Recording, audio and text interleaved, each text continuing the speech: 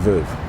Vous savez, depuis des années, nous avons toujours ce problème-là d'identification des veuves.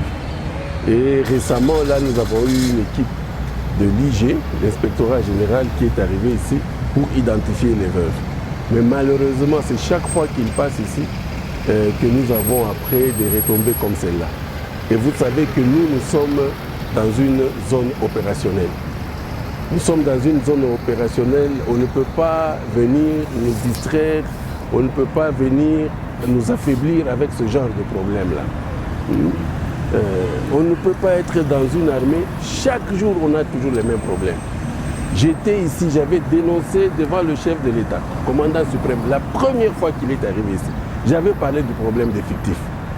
J'avais parlé clairement du problème d'effectifs. Les gens ont dit tout ce qu'ils voulaient. Mais nous avons eu les conséquences. Je crois que tous ceux-là qui étaient à Goma, tous les commandants qui étaient à Goma, ils connaissent de quoi ça retourne. Des régiments qui n'étaient plus des régiments. Personne, on a donné des rapports et tout, mais rien n'a été fait. Là où il fallait avoir 1200 personnels, on a 300, on a 400. Et jamais ces gens-là ont été mis en cause.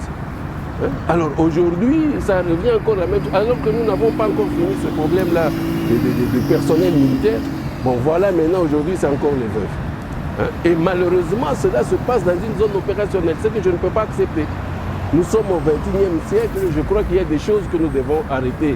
On ne doit plus parler de ce genre de problème. Les contrôles là doivent être des contrôles sérieux. Et le contrôle, si le contrôle est sérieux, on va voir le résultat. Un militaire qui est au front,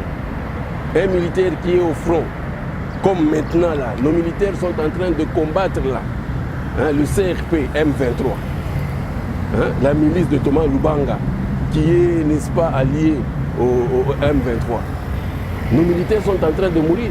Mais s'il y a un militaire qui est devant l'ennemi, il apprend que les veuves ne sont pas payées. Pourquoi est-ce que ce militaire-là va se sacrifier? Il va dire le jour où je vais mourir, ça sera la même chose pour mes enfants.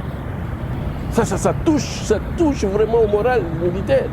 Ça touche au moral de ces combattants, de ces hommes-là qui sont vraiment à la ligne de front.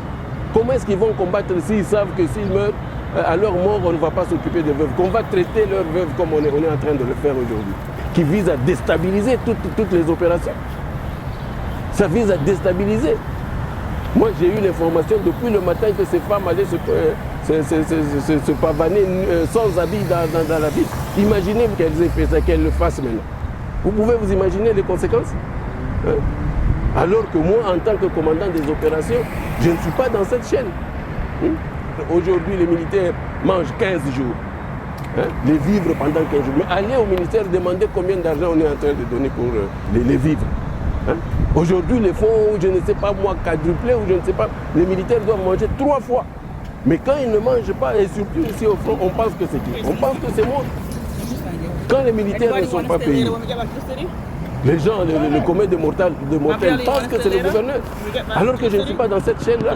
Moi, je suis là pour les opérations. C'est vrai, je représente l'armée ici. Mais moi, je suis là pour la chaîne, la mise en œuvre. Et la mise en œuvre, c'est le combat. C'est tout, la guerre.